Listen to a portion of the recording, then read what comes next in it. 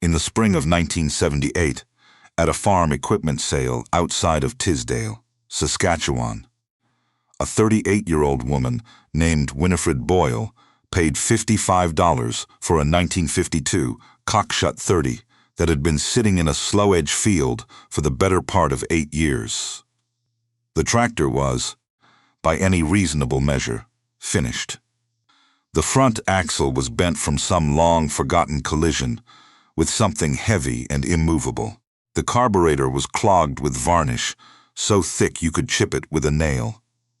Both rear wheel seals were weeping oil onto rims that had rusted through in 3 places. The hood was missing entirely, not bent, not broken, gone, as though someone had needed it for something else entirely, and simply walked away with it. A magpie had nested in the fuel tank cap. The auctioneer cleared his throat the way men do when they're about to say something they already regret. Next lot. 1952 Cockshutt 30. She's been outside for a while. Front axle's got a bend in it. Carburetor's seized. No hood. Someone give me $30 for the iron. No one moved. $30. Come on. The engine block alone is worth that for casting weight. A man in a yellow cap near the fence line raised 2 fingers. $20. $55, Winifred said. The man in the yellow cap turned and looked at her, the way people look at a stranger who's just said something in the wrong language. He didn't bid again. $55 was double what he'd offered, and the Cockshutt wasn't worth the argument. Sold. $55 to the woman in the red half-ton. Her neighbor's son, a 19-year-old, named Dennis, who'd driven her out to the sale because her truck had been pulling left all week, stood beside her and looked at the machine they'd just purchased. Mrs. Boyle. What are we going to do with that? It wasn't quite a question. It was the sound of a young man trying very hard to be polite. Fix it, she said. It doesn't have a hood. I'll make one. Dennis loaded the Cockshutt onto the borrowed trailer with the help of 2 men who volunteered, mostly out of curiosity. It groaned as the chains tightened. The bent axle gave it a slight lean to the left, a tilt that made the whole machine look like it was listening for something. By the time they'd driven back to the Boyle farm, outside of Carrot River, the story had already started. It moved through the district the way all stories move in farming country, not fast, but thoroughly. Winifred Boyle bought the Cockshutt nobody wanted, the one from Heinrich's slough field, the one without a hood. Paid $55 for it, $55 for something that should have gone to the crusher 2 governments ago. People had opinions. They always do. But to understand what Winifred did with that Cockshutt over the following winter, you have to understand who she was before the auction. Because the tractor was never really the point. The tractor was just where the story started. Winifred Boyle was born in 1940 in a farmhouse northeast of Nipawin, the second of 5 children. Her father, Leonard Boyle, ran grain and a small, purebred sheep operation on 320 acres of mixed boreal soil, good black loam near the creek, lighter and shallower as you moved toward the ridgeline. Leonard was not a prosperous farmer, but he was a precise one. He kept every receipt in a binder on the kitchen shelf, every repair, every fuel fill, every bag of seed, written down in a hand so small and careful it looked like something printed rather than written by hand. Leonard also had a rule about equipment that Winifred heard so many times she could recite it before she could multiply fractions. A machine that works and is paid for is worth 10 times a machine that works and isn't. He meant it practically, not philosophically. Debt to Leonard Boyle was a kind of weather. It happened. You endured it, and you got out of it as fast as you could and stayed out. He'd borrowed money once, in 1949, to replace a combine that had caught fire 3 days before harvest. He paid the note off in 13 months and spent the rest of his farming life talking about those 13 months The way veterans talk about somewhere they'd rather not go back to. Winifred learned to weld in her father's shop when she was 14. Not because Leonard thought it was appropriate for his daughter. The question of appropriate never came up, because Leonard was a practical man, and Winifred was the child who showed up in the shop. Her older brother Clarence had moved to Prince Albert for work. Her younger siblings were still in school. Winifred was there, and Leonard needed someone to hold the rod steady, and then to strike the arc, and then to run a bead, and then to do it again until it was straight. She was better at it than Clarence had been. Leonard didn't say so out loud, but she could tell by the way he stopped watching her work. She married Gordon Boyle in 1962. Gordon farmed 160 acres adjoining her father's land, ran a mixed grain operation, and was by all accounts a decent man who died of a heart attack in October of 1974 while fixing a fence post near the East Quarter. He was 41. The doctor said it was the kind of heart that gave no warning. Winifred was 34, with 2 kids in school and a farm that needed running regardless of what had just happened. She ran it. Not the way people say. Women ran farms after their husbands died, meaning they managed until someone else could take over. Winifred ran it the way Leonard had taught her, with a binder on the kitchen shelf and a rule about debt and a clear eye for what things actually cost versus what people said they cost. She had no hired man. She had a 14-year-old son named Philip who could drive a tractor and a 12-year-old daughter named Carol who could read a parts manual faster than most adults. By 1977, the 3 of them were farming 280 acres of grain, running 40 ewes for wool and market lambs, and recording every expense in the same kind of binder Leonard had kept, in handwriting that looked increasingly like his. This is the part that matters. By the spring of 1978, Winifred had been watching the equipment market in the district for 3 years. Not because she was planning to buy anything. July, because watching what things cost was the same as understanding what things were worth. And Winifred didn't make decisions without that knowledge sitting solidly underneath them. She had noticed something about older tractors in the 40 to 60 horsepower range. The engines wore out, or the carburetors seized, or the electrics gave up, or the hydraulics leaked, and farmers traded them or sold them for scrap rather than repair them, because repair felt expensive and a new tractor felt like progress. But the frames on those old machines, the Cockshutt 30, the Massey 44, the Oliver 88, were built from heavy cast iron and channel steel that simply didn't wear out. The transmissions were overbuilt by modern standards, designed for power plants that produced more torque than the original engines ever could. The rear ends were agricultural grade in a way that the word agricultural had almost stopped meaning by 1978. Winifred had also been watching what engines were doing. 14 months before the Tisdale auction, in January of 1977, she'd driven to a dispersal sale near Melfort, where a road construction company was liquidating equipment. Among the lots was a 1968 Ford 4000 industrial tractor, yellow with a blown hydraulic pump and a cracked loader frame. Nobody wanted the machine, but the engine in a Ford 4000 industrial was a 201 cubic inch 4-cylinder gas engine that made 55 horsepower at the PTO, 15 more horsepower than the Cockshutt. 30's original Buddha engine, and physically compatible in ways that mattered, with a mid-century drivetrain that had been engineered to take exactly that kind of punishment. Winifred paid $80 for the Ford Industrial. She pulled the engine that afternoon in the seller's yard, loaded it into her half-ton, and left the carcass behind.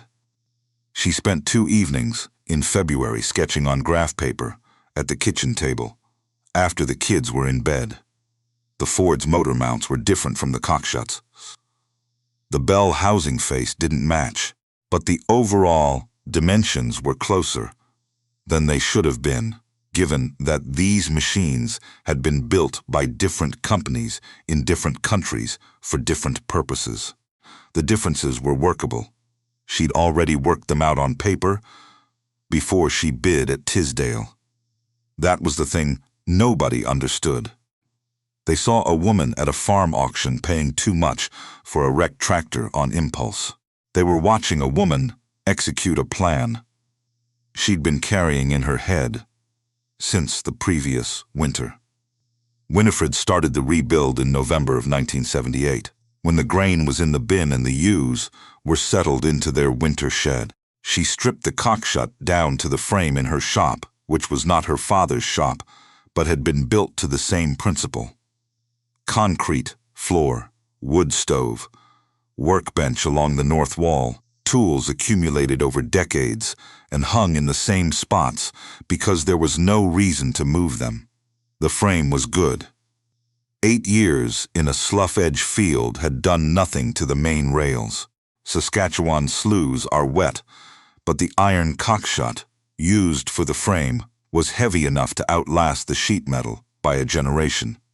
She wire brushed it, primed it with red oxide, and painted it the Cockshutt's original red, not for cosmetics. Paint was cheaper than rust treatment, and rust treatment was cheaper than a new frame.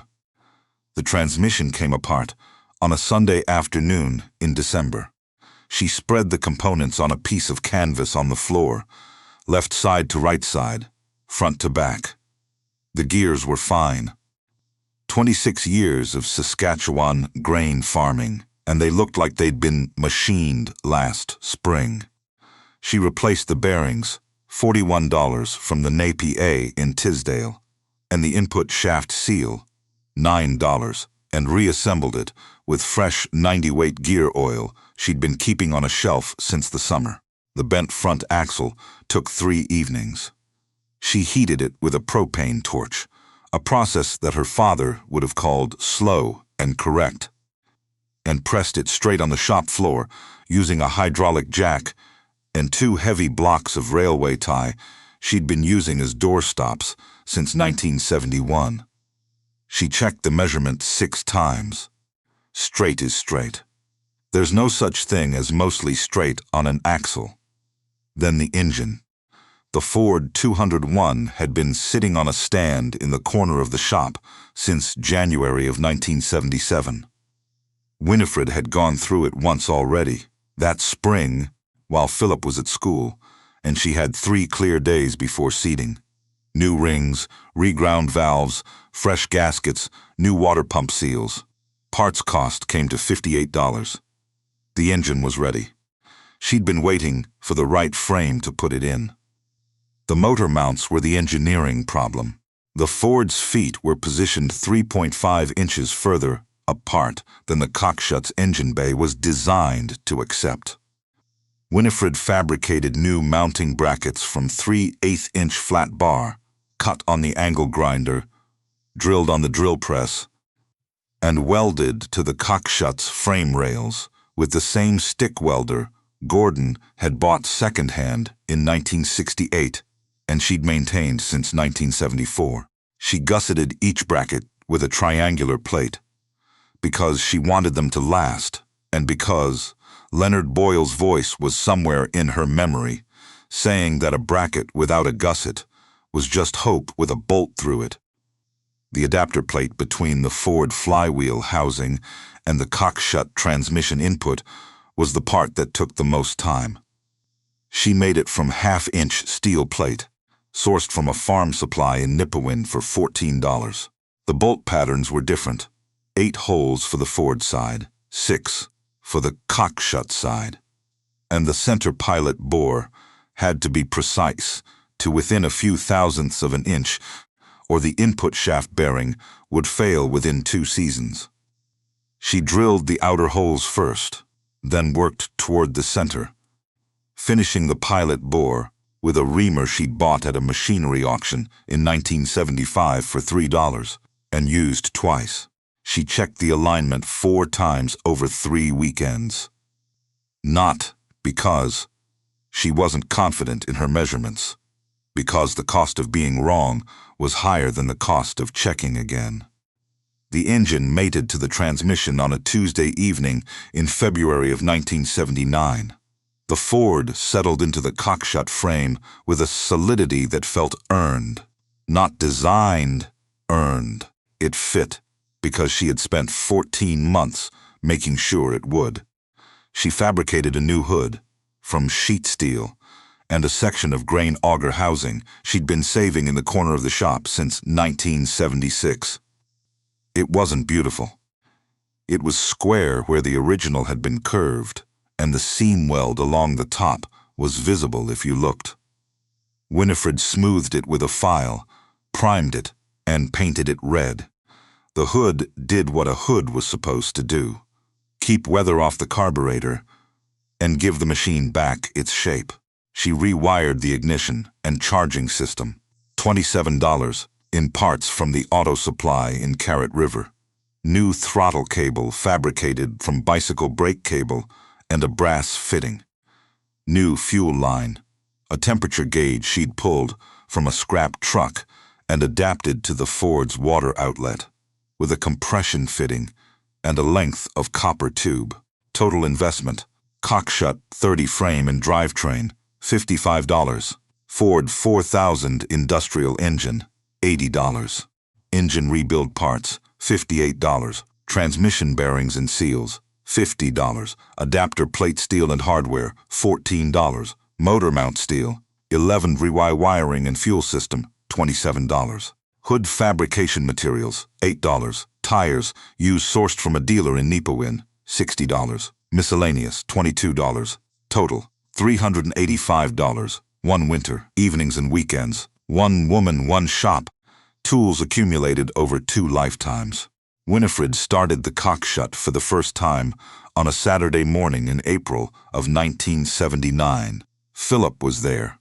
Carol was there. They stood in the shop doorway while their mother set the choke, pushed the throttle to 1/3, and pressed the starter. The Ford turned over once, twice, caught on the 3rd revolution with a sound that was completely wrong for a Cockshutt 30. The original Buddha engine had a high, busy note, an engine that worked hard at what it did. The Ford 201 was lower, steadier, the sound of something that had more in reserve than it was currently using. Winifred let it warm up. She watched the temperature gauge. She listened to the valves. Quiet, which meant the lash was right. She put her hand on the frame and felt for vibration. There was almost none. The adapter plate was true. Philip walked around it twice without saying anything. He was 18 by then. He'd watched his mother work on this tractor through 3 seasons of homework and chores and weekends. He put his hand on the rebuilt hood. "You made that," he said. "It's a hood," she said. "You made it out of an auger. It keeps the rain off."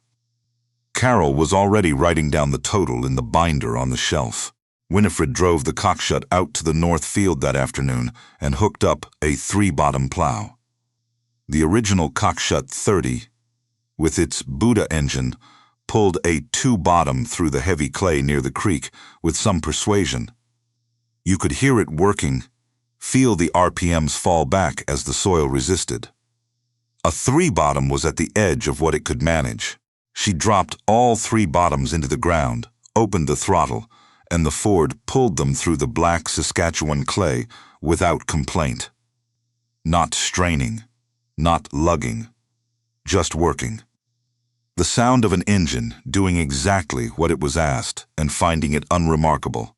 Her neighbor to the west, a man named Archie Turnbull, who'd farmed the quarter section adjacent to Gordon's old land since before Winifred had married into the district, was dissing his summer fallow when he saw her make the first pass. He stopped his tractor and watched her make another.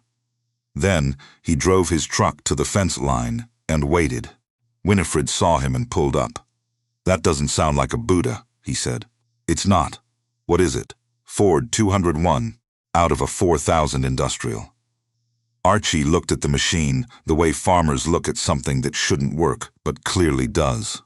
He was 61 years old and had been running equipment in this district since the Korean War. "You put a Ford engine in a Cockshutt." "I did." "How'd you match the bell housing?" "Adapter plate. Took a few weekends." "How much, all in?" $385. Archie farmed 480 acres with a John Deere 4430 that had cost him $19,000 the previous year. He did the arithmetic slowly, the way you do when the numbers don't match anything you've seen before. "Gordon would have liked this," he said finally. "He would have asked me why the hood isn't curved." Archie laughed. It was the first time anyone in the district had laughed about Winifred Boyle's tractor project without laughing at it. The story changed after that. It didn't move faster. It moved differently. This was farmers telling farmers about something they'd seen work, and in that district, in that decade, there was no higher standard of evidence. By fall, 2 men had driven out to the Boyle farm to look at the Cockshutt. By the following spring, a third had asked Winifred whether she'd consider doing the same for his tired Massey 44. She said she'd think about it. She thought about it through the winter of 1979 with the binder and the pencil and the clear accounting of what her time was worth and what the work would return. In the spring of 1980, she told him yes. His name was Sid Hartley, and he had a 1949 Massey Harris 44 that was burning oil so badly you could track where he'd been by the blue haze in the field behind him. Winifred sourced an engine at an industrial auction in Prince Albert, built a new adapter plate on the drill press, and had the Massey running on fresh power in 7 weeks. She charged Sid $140 for her labor. Sid supplied the parts. His total cost, including the surplus engine, came in under $450. A rebuilt original from a dealer would have been over $100. A new tractor was $22,000. A second conversion followed 4 months later, a third in the spring of 1981. Winifred never advertised. She didn't need to. The work found her the way work finds someone who does it correctly, quietly, persistently, through the testimony of people who had no reason to say anything except that it was true. She put the money away, not in a savings account, not at first, in a credit union term deposit that rolled over every year, because Leonard Boyle had thought the interest on a term deposit was free money that only a fool turned down. She kept a separate column in the binder for the engine work. By 1983, that column had accumulated $4,200. Not a fortune, but hers. No one else's claim on it. She kept her farm expenses the way she always had. Parts and time instead of dealer invoices. Fuel for machines that ran clean and lean. The Cockshutt's fuel consumption was 15% lower than what the original Buddha would have burned at the same power output. She'd measured it against Archie Turnbull's machine over 2 seasons to be certain, because Winifred didn't assert things she hadn't measured. By 1985, she had $47,000 in the credit union. Then the interest rates came. You know what the early 1980s did to farming families in Western Canada. The Bank of Canada rate went above 20% in 1981. Operating loans that had seemed manageable became something else entirely. Land values that had inflated through the late 70s collapsed. The farmers who had expanded on borrowed money during the boom years. Men who had bought land and equipment on credit when credit was easy and grain prices were high, found themselves caught between payments they couldn't meet and land that was worth less than what they owed on it. The district lost 8 farms, the district 1992 and 1987. 8 families. Some of them had been on that land since their grandparents had broken it from bush. They didn't leave because they were careless or foolish. They left because they'd built on borrowed foundations. And borrowed foundations have a way of shifting when the conditions change. Winifred's expenses didn't shift. They couldn't. There was nothing to cut because she'd never padded them in the first place.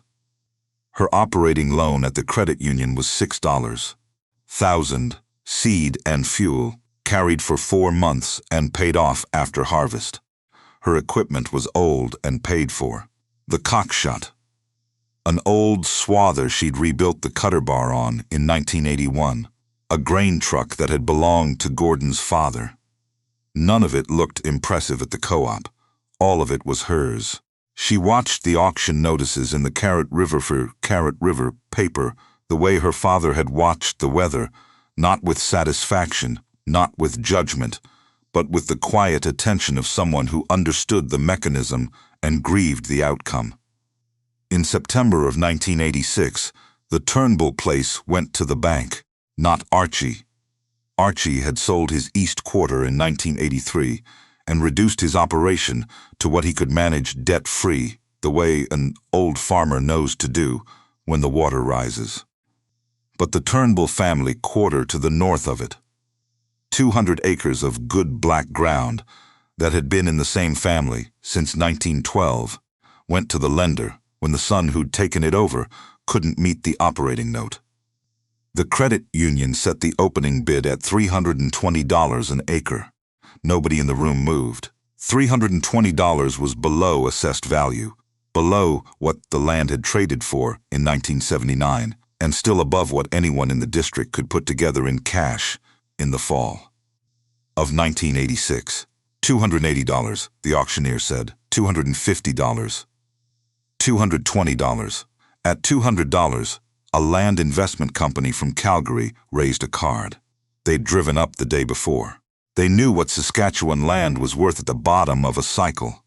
They'd been buying it from Portage Prairie to Wainwright all that fall. $200 from Calgary, going once. $240, Winifred said.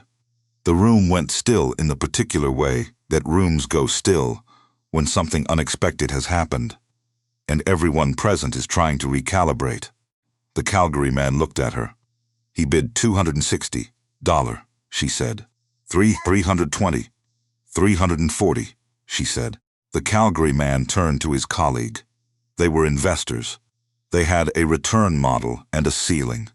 $340 an acre for northern Saskatchewan grain land in 1986, with no tenant lined up and no local knowledge of the drainage, was above their ceiling. $340 an acre, the auctioneer said. 200 acres. Do I have $360? He didn't. Sold. $340 to Mrs. Boyle. Method of payment? Certified check, Winifred said. I have it with me. The room was quiet for a moment that lasted longer than most moments do. $68,000. In a certified check. In her coat pocket. From a woman who had bought a broken tractor with no hood for $55. And fixed it on evenings and weekends in a shop that still had Gordon's work gloves hanging on the nail by the door. Philip was there. He was 25 by then, and he'd been working the farm alongside his mother since he'd finished school. He found her outside. After the paperwork was done, they stood in the parking lot of the Carrot River Community Hall in the October cold and looked at the receipt.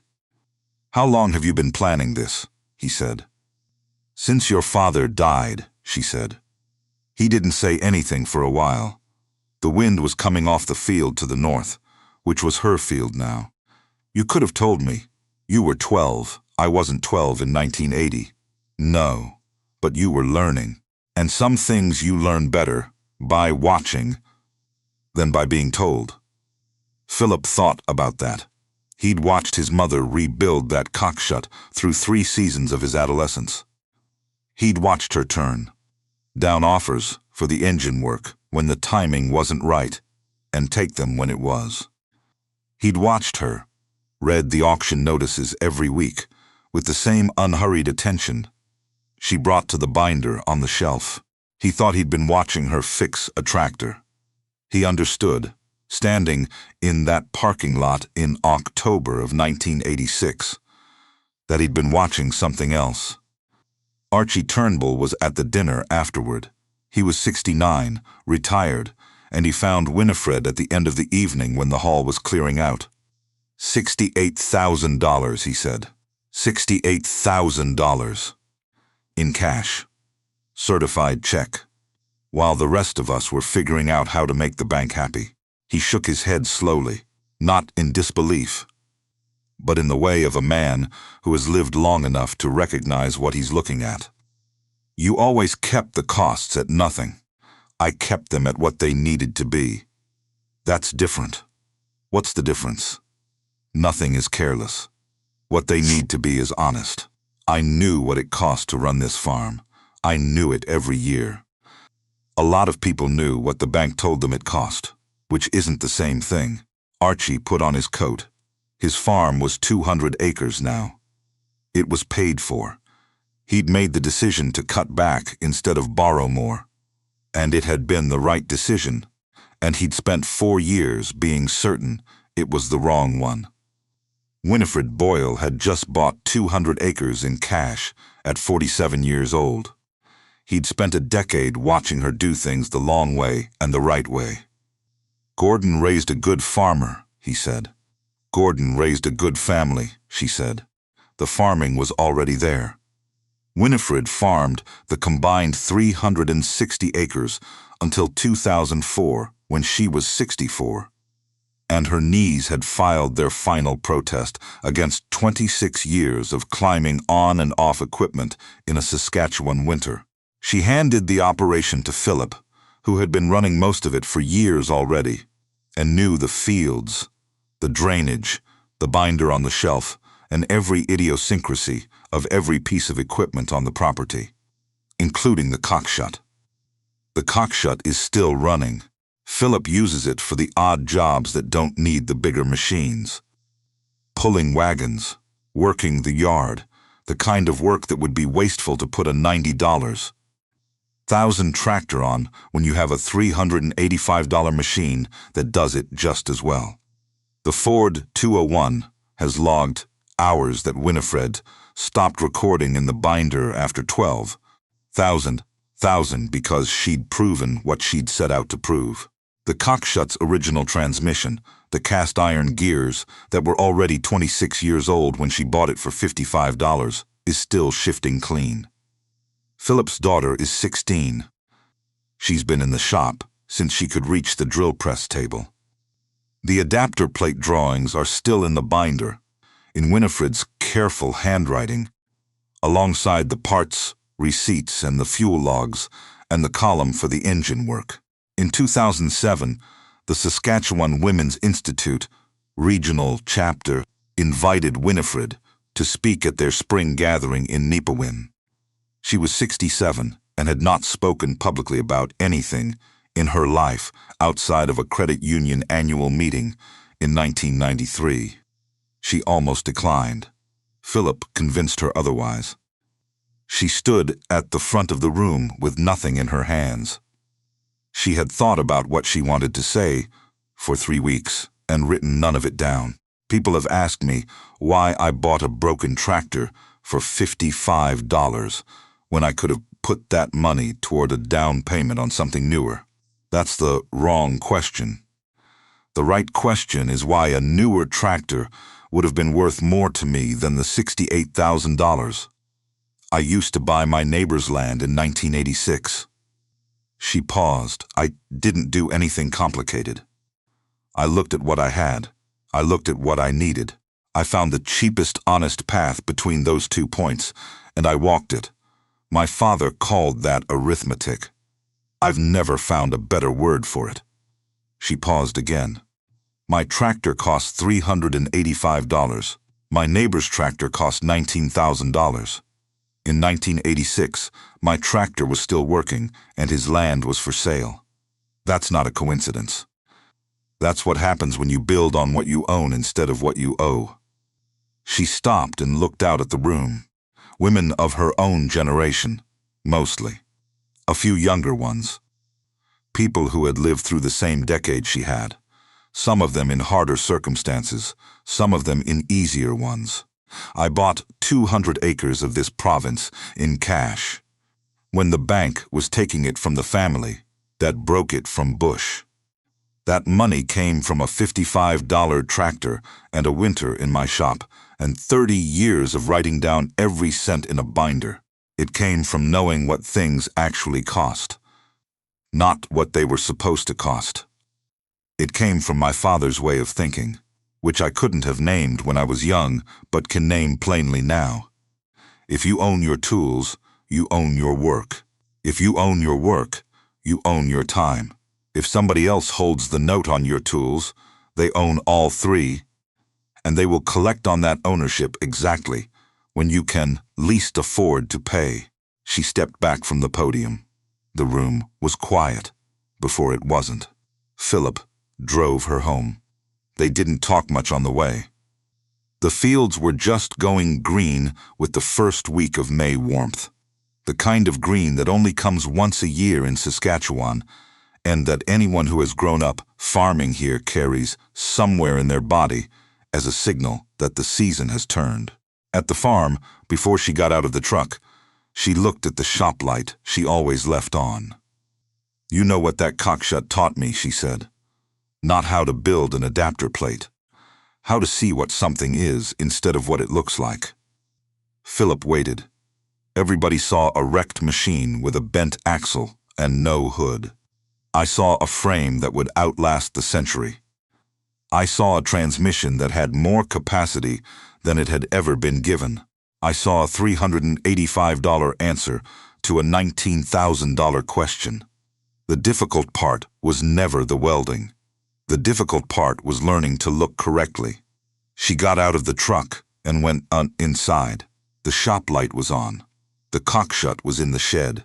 The binder was on the kitchen shelf, with Philip's handwriting in the current columns, and Winifred's in every column before that, and Leonard's, her father's, in a different binder on the shelf above it. The same careful small hand, the same clear accounting of what things cost and what they returned. 3 generations of people who looked at what others had thrown away and saw what it could still become.